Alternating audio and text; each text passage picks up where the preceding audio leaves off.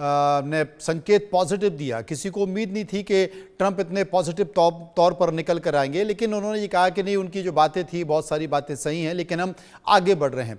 इसके बाद जेलेंस्की ने भी कहा कि हम अपने रियर मिलने दिल को तैयार हैं, लेकिन सारी शर्तें हम नहीं मानेंगे। हमारे कुछ इलाके जो कि रूस के कब्जे में हैं उन्हें छुड़ाया जाए। पहले भी सीज फायर हो चुका है, लेकिन उस सीज फायर का उल्लंघन किसी और ने नहीं बल्कि रशिया ने किया है। शुरुआती दौर में फिर पुतिन के भी ये संकेत निकल कर आए कि भाई अमेरिका को सीधे बात हमसे करें और सीधे बात करने के बाद युद्ध विराम की बात करें। लेकिन अब जो संकेत निकल कर आ रहे हैं कि एक बड़ी जंग जिसका असर पूरी दुनिया पर बना हुआ है, पूरे दुनिया की अर्थव्यवस्था है वो बड़ी डामाडोल हो चुकी है। और मुझे लगता है कि अगर ये जंग खत्म होती है तो अर्थव्यवस्था भी मजबूत होगी। और मुझे लगता है कि बार बार जो एक और विश्व युद्ध की बात की जाती है, शायद उस पर भी एक रोक मिलेगी संकेत के तौर पर। देखिए विनोद, बिल्कुल अगर आप देखें जब जेलेंस्की और ट्रंप की मुलाकात हुई और उसके बाद में तल्खियां जब दिखी थी, उसके अगले ही दिन पूरे दुनिया की जो मार्केट्स हैं, शेयर मार्केट्स हैं, उसमें खलबली मच गई थी। क्योंकि संकेत ये होने लगे थे, एक तरफ जेलेंस्की ट्रंप से मिलकर निकले बाहर और उसके बाद उनकी बयानबाजियां, टीवी पे इंटरव्यू और उसके बाद फ्रांस और जर्मनी का सपोर्ट करना, ये चीजें जब हुई तो लगा कि हाँ, तीसरा विश्व युद्ध जो है वो दुनिया के दरवाजे को खटखटाने लगा है।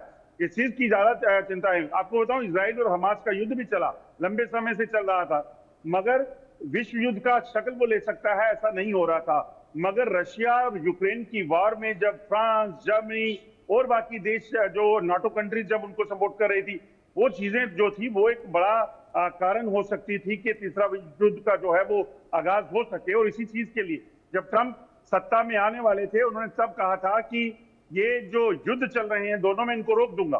और इसीलिए शायद जेलेंस्की के साथ तल्खियों के बाद भी अमेरिका जैसे देश के राष्ट्रपति सीधे आए और उन्होंने कहा ठीक है, जो हुआ वो गया, मगर आगे बढ़ते हैं और सीज फायर को आगे करते हैं। तो कहीं ना कहीं वो जो कह चुके थे कि सीज फायर करवाना है, तो उस चीज को लेकर अमली जामा पहनाना जो है वो बेहद क्लियर सी बात है और वो करवाएंगे भी। तो उसी चीज की ओर कदम आगे बढ़ा है। तो तीसरे विश्व युद्ध का खतरा अब ये कहा जा सकता है कि जैसे आता दिख रहा था, अब टलता दिख रहा है। अजय, एक संकेत निकल कर आ रहा है, क्योंकि ट्रंप ने जो बात की है वो पुतिन से एक तरह से ये कहा है कि भाई जितने भी जो यूक्रेनी सैनिक हैं, क्योंकि अभी भी तमाम यूक्रेनी सैनिक या तो रूसी सैनिकों के कब्जे में हैं या फिर उनसे घिरे हुए हैं। और ट्रंप का ये कहना है कि यूक्रेनी सैनिकों की जान जो है उसको बख्श दीजिए। क्या पुतिन मान जाएंगे? देखिए, मुझे लगता है कि ये हो जाएगा, क्योंकि पुतिन की जो अपनी शर्तें हैं, अगर यूक्रेन उसे मान जाता है तो वॉर प्रिजनर्स को छोड़ना कोई बड़ी बात नहीं होगी। कई देशों में जब जंगें हुई हैं, हम भारत पाकिस्तान की जंग की बात कर लें तो उस वक्त भी आप देखिए भारत ने पाकिस्तान के कितने सैनिक जो हजारों की संख्या में थे उनको छोड़ा था। तो ये वॉर प्रिजनर्स जो हैं वो छोड़ दिए जाते हैं। मुझे लगता है कि पुतिन भी ऐसा ही करेंगे, क्योंकि पुतिन जानते हैं कि अगर उन्हें पहले बंदी बनाया जा सकता है तो वापस भी बनाना कोई मुश्किल नहीं है। और ये इन चीजों पर अमेरिका के कहने से सहमति भी बन जाएगी, क्योंकि देखिए रशिया के लिए भी ये चीजें बहुत आसान नहीं रही। रशिया जब जंग शुरू हुई थी तब मानो ये लग रहा था कि सिर्फ चंद दिनों की खेल है ये और यूक्रेन खत्म हो जाएगा। मगर आज रशिया भी जिस तरीके से लगातार लगा हुआ था रूस हमला करने में, तमाम हथियार उसने इस्तेमाल कर लिए, मगर नहीं कर पाया, यूक्रेन को हरा नहीं पाया, ये कहा जा सकता है। बेशक उसमें काफी नुकसान हो गया, जानें चली गई, मगर रूस आज भी यूक्रेन को हरा नहीं पाया पूरी तरीके से। तो इसलिए पुतिन राष्ट्रपति के पास, जो ट्रंप के पास पहुंचे और उसके बाद ये चीजें सीजफायर की ओर आगे बढ़ी हैं, तो कहीं ना कहीं चीजें अब उनकी तरीके से माननी भी पड़ेंगी और वॉर प्रिजनर जो हैं वो छोड़े जा सकते हैं।